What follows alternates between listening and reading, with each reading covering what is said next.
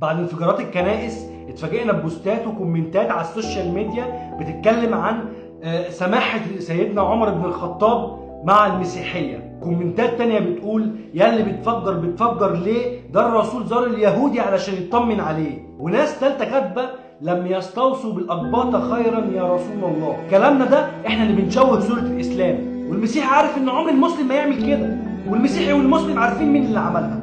الإرهاب. ما الإرهابي لو فجر جامع وكنيسة يبقى استفاد ايه؟ لازم يأذي ديانة واحدة عشان يحصل الفتنة.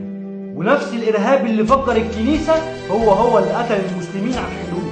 مسلم ومسيحي مع بعض في كل الحروب، 67 73 جميع الحروب مع بعض، بيموتوا مع بعض، بياكلوا مع بعض وبيشربوا مع بعض. ففكر بعقلك قبل ما تحلل الموضوع عشان ما تعملش فتنة. والإرهابي دايما ملوش ملة، مسلم ومسيحي